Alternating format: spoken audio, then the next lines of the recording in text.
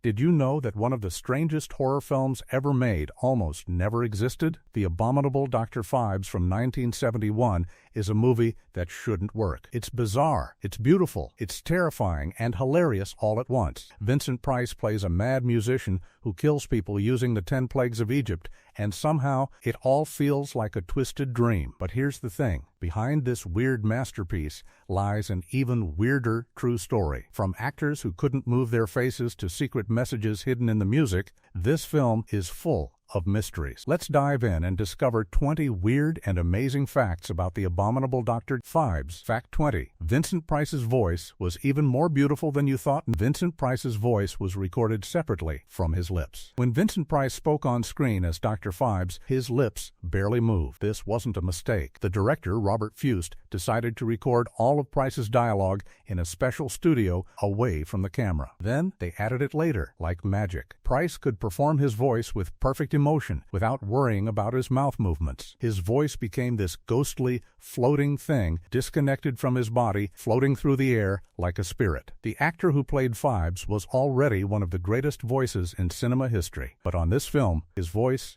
became pure poetry. It was haunting and smooth, like honey poured from a skull. What looked like simple acting was actually years of technique meeting perfect sound engineering. The result was unforgettable, a voice that felt like it came from beyond the grave itself. Fact 19. The set design was inspired by Art Deco dreams. The Abominable Dr. Phibes had sets that looked like paintings come to life. The production designer Brian Eatwell created rooms that didn't look real. They looked impossible. The walls were too shiny. The colors were too bright. Everything had weird angles and strange curves. This wasn't meant to be a realistic house. It was meant to feel like stepping inside a nightmare painted by a mad artist. Eatwell studied old Art Deco designs from the 1920s and 1930s, but he twisted them. He made them dangerous. He made them alien. Every corner of Dr. Phibes' mansion felt like it existed in another world, another time, another reality. The director loved this approach because it made the movie feel dreamlike. You never quite believed you were watching a normal story. You were watching a fever dream. You were inside the mind of a broken man.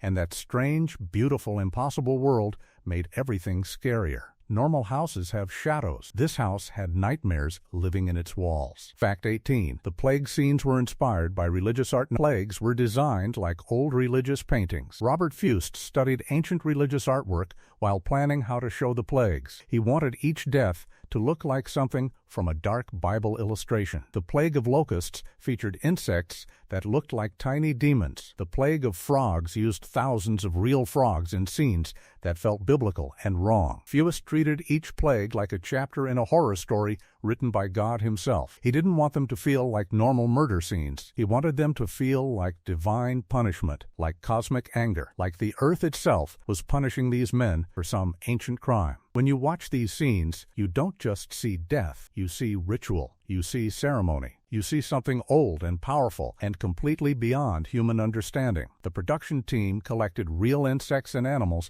but they filmed them in ways that made them look supernatural. A toad becomes a monster. A cricket becomes a messenger of doom. What looked like simple creature effects was actually careful artistry turning nature into nightmare fuel. Fact 17. Joseph Cotten wore a glass eye to play Dr. Vesalius. Joseph Cotten's eye was actually made of glass. The detective character, Dr. Vesalius, had lost an eye in a war injury. Instead of using special effects makeup, the filmmakers decided to give Joseph Cotten an actual glass eye to wear. This wasn't comfortable. It was painful. But Cotten wore it every single day of shooting because he said it helped him feel the character's pain. He said the glass eye made him understand loss in a way makeup never could. When you watch Cotten's face in close-ups, you're seeing real discomfort. You're seeing a man who chose to suffer for his art. The glass eye wasn't perfect. Sometimes it reflected light strangely. Sometimes it moved in ways a real eye wouldn't. But those imperfections made Dr. Vesalius feel like a real broken man, not a movie character. Cotten refused to take the eye out between scenes because he said removing it broke his connection to the role. That wasn't acting, it was real pain hidden behind a detective's calm face. Fact 16. The film was shot in just 47 days. The entire movie was filmed in less than 7 weeks. Making a film with this many elaborate sets, this many special effects, and this many detailed plague scenes usually takes months. But Vincent Price was aging. The studio wanted to move quickly. Robert Fust had to work like a man possessed. The crew filmed almost 24 hours some days. They worked through nights. They built sets and filmed in them at the same time. It seemed impossible, but Fust had a gift. He could see exactly what he wanted and get it in 1 or 2 takes. Most directors need 10 takes. Fust needed 2. The actors learned to trust his vision completely. They would arrive for a scene and perform it almost perfectly the first time. Because Fust's direction was so clear, so precise, the rush schedule could have destroyed the film. Instead, it gave the film an energy, a fever dream quality that careful, slow filmmaking never could have created. It looked easy, but it was pure chaos hiding behind a mask of control. Fact 15. The mechanical locusts were made from scratch. The plague of locusts used mechanical insects built by hand. The special effects team couldn't use real locusts for every shot because they were unpredictable, so the effects designer created mechanical locusts. These weren't simple toys. Each one had moving parts, working legs, and wings that actually flapped. The team built hundreds of them by hand, painting each one, wiring each one, testing each one. They filmed these mechanical insects on miniature sets, making them look enormous. They combined the mechanical locusts with real ones, creating a hybrid horror that felt wrong on a deep level. The viewer's brain knew something was off, but couldn't figure out what. That confusion made the scenes even scarier. Modern filmmakers would use computers to create these insects, but in 1971, filmmakers had to use their hands, their creativity, and their patience. You can see the love in those mechanical locusts. You can see the human effort. That's what makes them more terrifying than any computer animation ever could be. They were real. They were made. They were proof that someone worked hard to scare you. Fact 14. Vincent Price improvised most of his dialogue. Vincent Price didn't always say the lines written for him. The script gave Price basic ideas, but the actor would rewrite scenes in his own words. He would stand in front of the camera and speak as Dr. Phibes, creating poetry on the spot. The director, Robert Fust, loved this approach. He encouraged Price to experiment. Price had performed in theater for decades. He knew how words should sound. He understood rhythm and emotion in a way most actors never would. Some of Price's best lines weren't in the original script. They came from his imagination. They came from his decades of studying theater, music, and art. The crew would film these improvisations, and often Fust would use them instead of the original dialogue. What looked like a carefully written script was actually a collaboration between a genius actor and a brilliant director, inventing the character together in real time. Price brought Dr. Phibes to life by making him real, giving him actual thoughts and feelings instead of just reading words. That wasn't following a script,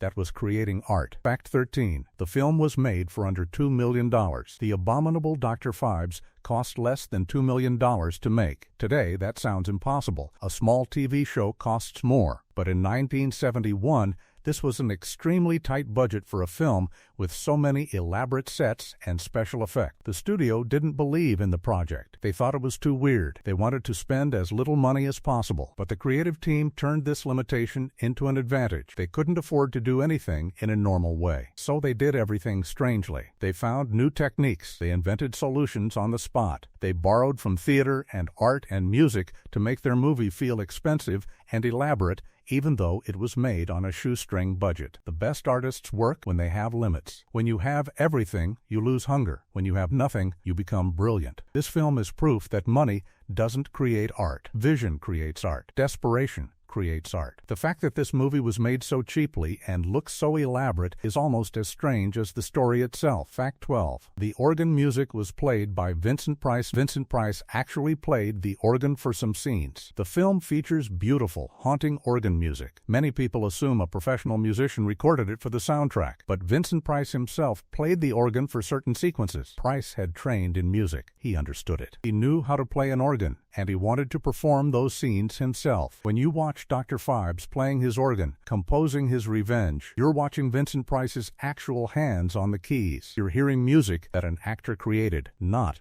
a professional organist. This decision added something authentic to the film. It added a human touch. It meant that everything coming from Dr. Phibes' mind, the music, the voice, the vision, all came from the same artist, the same human being. Price wasn't just pretending to be a musician. He was a musician. The line between the actor and the character blurred until they were the same thing. That kind of authenticity is rare in cinema. Most actors would have let a musician handle it. But Price insisted on doing it himself because he wanted Dr. Phibes to feel real. Fact 11. The Clockwork Killer had a real child inside. The killer robot was operated by a real child. Dr. Phibes' mechanical killers included an automaton that looked human but wasn't. This creature was actually an elaborate costume with a real child actor inside, moving the limbs and creating the movements. The filmmakers dressed the child in a mechanical suit covering everything except the eyes. The child had to stay completely still inside this costume while the crew filmed. It was uncomfortable, it was hot, but the result was hypnotic. The movements looked almost human, but slightly off, slightly wrong. A computer wouldn't move like that. A regular adult actor wouldn't move like that. Only a child's small body inside a mechanical suit could create that specific, unsettling quality. The child actor's name is rarely mentioned in the credits. Most people who watch this film never realize they're watching a child's performance. But that performance is one of the most disturbing things in the entire movie. That wasn't a puppet. That was real human movement underneath metal and machinery. That's what made it truly frightening. Fact 10. The film was originally going to be in black and white. The Abominable Dr. Phibes was almost made without color. The studio wanted to save money by filming in black and white. Even in 1971, color films cost more than black and white films, but Robert Phibes fought for color. He said the Art Deco sets would be meaningless in black and white. The rich colors, the strange combinations, the impossible beauty of the world, all of it would disappear. The studio finally agreed to color film, and it was the right decision. The colors in this film are almost unnatural. The greens are too green. The purples are too purple. The reds are like blood that's too wet. This isn't normal color photography. This is heightened, artificial, dreamlike color. In black and white, the film would have looked like a normal horror movie. In color, it looks like a nightmare. It looks like reality itself is broken. Fewest understood that color wasn't just a technical choice. Color was part of the storytelling. Color was part of the fear. Sometimes one small decision to use color instead of black and white changes everything about how a film feels. Fact 9. The poison bats were real bats trained to cooperate. The bat plague scene featured real bats that were actually trained. Creating a scene with dozens of bats flying through a room sounds impossible. How do you make bats do what you want? You can't. Or can you? The special effects team trained real bats using food rewards. They taught the bats to fly in specific patterns by placing food in certain areas. Then, they filmed the bats in a controlled space, capturing them as they flew toward their rewards. The bats weren't aggressive. They weren't scary. But the way the crew filmed them, with strange lighting and careful camera angles, made them look dangerous. They made them look like harbingers of death. The bats became symbols of plague and fear through filmmaking technique, not through the nature of the animals themselves. This shows the difference between what's actually scary and what looks scary on a movie screen. Real bats catching a snack is adorable. Real bats filmed with the right camera angle and the right music becomes nightmare fuel. That's the magic of cinema, transforming ordinary things into extraordinary fear through the power of perspective. Fact 8. The sound design took longer than actual filming. The sound team spent more time on audio than the director spent filming. While Robert Phibes shot the entire movie in just 47 days, the sound designers and composers worked for nearly 6 months. They recorded every footstep. They recorded every movement. They recorded every breath. They created sounds that didn't exist in nature. Weird electronic noises, mysterious whispers, impossible screams. The sound of the film became almost like another character. It was as important as the actors, as important as the sets. When Dr. Phibes moves through his mansion, you don't just see him. You hear the sound of mechanical perfection in every step. You hear the whisper of ancient curses in every silence. The film's audio was created in layers, like painting with sound instead of paint. Modern filmmakers would use computers to create these effects, but in 1971, sound designers had to create everything by hand using analog equipment. They played instruments, they manipulated tape, they experimented with techniques that had never been tried before. The result was a soundscape that still sounds alien and strange today. 50 years later, it doesn't sound dated. It sounds timeless because it was created from pure imagination instead of trying to imitate reality. Fact 7. The film was banned in several countries initially. The Abominable Dr. Phibes was considered too disturbing for some countries. When the film was released, several nations banned it outright. They said it was too violent, too strange, too offensive to religious sensibilities because it used the biblical plagues as inspiration for murders. The film was rated X in some places, which was a rating reserved for adult content. In a few countries, it wasn't released at all for several years. Some people thought the film was sick and disturbing. Other people thought it was brilliant and artistic. This split reaction told the studio something important. They had made something that couldn't be ignored. You either loved it or hated it. There was no middle ground. The film forced audiences to feel something strong. That's rare. Most films are designed to be comfortable. Most films try not to offend anyone. But The Abominable Dr. Phibes didn't care about comfort. It cared about art. It cared about emotion. Sometimes the most important art is the art that people initially want to reject. Fact 6. Joseph Cotten almost quit the film halfway through. Joseph Cotten considered walking away from The Abominable Dr. Phibes. Joseph Cotten was a serious actor. He had starred in Citizen Kane. He had performed in prestigious theater. When he arrived on the set of this weird, beautiful, bizarre film, he wasn't sure he made the right choice. Cotten felt out of place. The material was strange. The director's vision was unlike anything Cotten had experienced. For the first 3 weeks, Cotten wanted to leave. But then, something changed. He began to understand what Robert Phibes was trying to create. He began to see the artistry beneath the strangeness. Cotten committed fully to the role. He stopped trying to be a serious actor from important films and became part of this strange artistic vision. By the end of shooting, Cotten was one of the film's biggest supporters. He told people in Hollywood that this movie was going to be special. Cotten's faith in the project helped convince others to take it seriously. Sometimes you have to be lost before you can be found. Sometimes you have to question everything before you discover the truth. Cotten's journey from doubt to belief mirrors what the film itself does to viewers. Fact 5. The script was written specifically for Vincent Price. The entire script was written with Vincent Price's voice in mind. Screenwriter William Goldman wrote this film knowing exactly who would play the lead. He wrote every line, every word,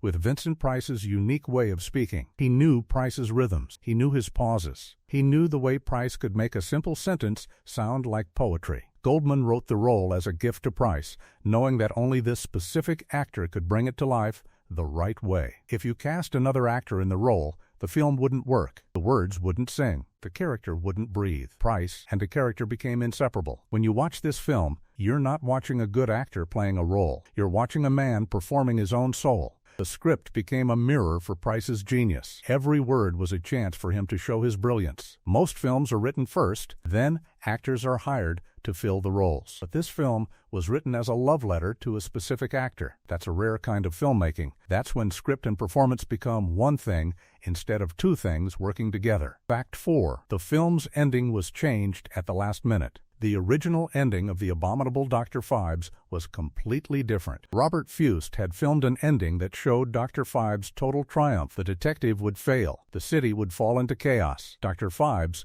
would ascend to some kind of godhood. But during the final edit, Phibes felt the ending wasn't right. It was too dark. It was too final. He wanted audiences to leave the theater with more questions than answers. So Phibes filmed a new ending. This ending was ambiguous. It left you wondering if Dr. Phibes was truly destroyed or simply transformed. It left you questioning what was real and what was supernatural. The new ending made the entire film more mysterious. It elevated the story from a simple revenge plot to something more philosophical. People walked out of the theater debating what they had seen. They weren't sure what was real. They weren't sure if Dr. Phibes could be killed by human means. Sometimes the most important creative decisions happen when you question your own work. Sometimes you have to be brave enough to redo what you've already created. Phibes' willingness to change the ending at the last moment created something timeless. Fact 3. The special effects team invented new techniques. The special effects department created methods that had never been used before. No one had filmed sequences like the plague scenes before. There was no handbook. There was no school that taught how to make mechanical locusts look real or how to film real frogs in ways that made them look dangerous. So the special effects team invented everything from scratch. They experimented with camera angles. They experimented with speed. They experimented with lighting. Some experiments failed. Some experiments created something new and beautiful. The film shows the result of pure creativity meeting impossible deadlines. These effects technicians were artists just as much as the actors and director. They understood that effects aren't about showing off. They're about telling the story in a way that only visual effects can tell. The mechanical locusts don't look fake because of bad technology. They look perfect because the team cared deeply about making them perfect. The frogs don't look scary because of realistic design. They look scary because the camera angles and lighting made them feel wrong. Modern filmmakers have computers that can create anything, but these filmmakers had to use their hands, their brains, and their imagination. That limitation made them more creative. Fact 2. Vincent Price spent hours in makeup every day. Vincent Price had to sit still for 3 hours every morning for makeup application. The character of Dr. Phibes wore makeup that transformed him into something not quite human. The makeup covered his entire face. It was thick. It was elaborate. It took 3 hours every single morning to apply. Then, at the end of each filming day, it took nearly 2 hours to remove without damaging Price's aging skin. Vincent Price was in his 60s during filming. Most actors his age would have complained about this torture. But Price understood that the makeup was necessary. The makeup was the character. Without it, he was just an old man. With it, he became a creature of nightmare and beauty. Price would arrive at the makeup chair at 4 in the morning and sit completely still while the artist worked. He wouldn't move. He wouldn't speak. He would meditate inside his own mind while the transformation happened. By the time the makeup was complete, Price had shifted into character. He had become Dr. Phibes. He stayed in character all day while filming. He only broke character when the makeup came off at night. That dedication meant that what you see on screen isn't an actor pretending. It's a complete transformation of a human being into something other. Fact 1. The film was almost never released. The Abominable Dr. Phibes almost went directly to the basement of a studio vault and was never released. When the studio first saw the finished film, they panicked. They didn't know what they had made. The test audiences had mixed reactions. Some people loved it. Some people walked out. The studio executives didn't understand the vision. They thought it was a failed experiment. They seriously considered not releasing it at all. They thought about burying it, forgetting it, pretending it never existed. But then something unexpected happened. A few critics saw early screenings and raved about the film. They called it a masterpiece. They called it artistic. They called it groundbreaking. Word spread in the film community. People wanted to see this strange film. The studio, grudgingly, decided to give it a limited release. They weren't expecting much. They were shocked when audiences showed up. The film found its audience. People came back to see it multiple times. It became a cult classic. It became loved. What almost disappeared into a vault and was forgotten became one of the greatest horror films ever made. Sometimes the best art almost doesn't exist. Sometimes it takes faith in a few people who believe in something to save it from destruction. Bonus fact: The Garden of Secret Messages. The entire script contained hidden messages that almost no one has ever noticed. William Goldman, the screenwriter, hid secret messages throughout the dialogue. If you know where to look, you can find references to paintings, to music, to stories that informed Goldman's thinking. But here's the strange part. Goldman never told anyone about these hidden messages. He embedded them in the script and kept them secret. It wasn't until decades later, long after Goldman had died, that a film scholar discovered these references while researching for a book. The scholar found references to old symphonies, to Renaissance paintings, to ancient Greek mythology. Every reference was specific. Every reference meant something. The scholar realized that Goldman had written the script as a kind of love letter to art history and human creativity. He was writing about Dr. Phibes as a man destroyed by the loss of beauty in the world. Every hidden reference was another piece of that lost beauty. The remarkable thing is that even though almost no one has ever known about these messages, audiences feel them. You watch the film and something inside you recognizes the deep layers of meaning. You sense that this script is written with love and intelligence. The messages worked even though they were invisible. Old tools, new magic. The Abominable Dr. Phibes is more than just a strange movie about a mad musician killing people with biblical plagues. It's a film about loss and grief and the way human beings try to make sense of unbearable pain. Dr. Phibes lost his wife. He lost his ability to speak. He lost his life. So he created a new life, an artificial life, a life where he could control everything and make things follow his rules. In a way, we're all doing the same thing. We're all building worlds, creating art, making music, telling stories because the real world is too painful to accept. The film shows us that the greatest art comes from the deepest hurt. Vincent Price understood this. The crew understood this. Robert Fust understood this. They made something beautiful from something broken. They took their pain and their creativity and their limited budget and their impossible deadline and made it into something that still matters 50 years later. That's the real magic of cinema. It's not about special effects or fancy cameras or big budgets. It's about human beings choosing to create something beautiful even when everything is falling apart around them. If you enjoyed these stories about the abominable Dr. Phibes, subscribe for more. Every movie hides a truth, and we'll keep uncovering them one story at a time. Thank you for listening.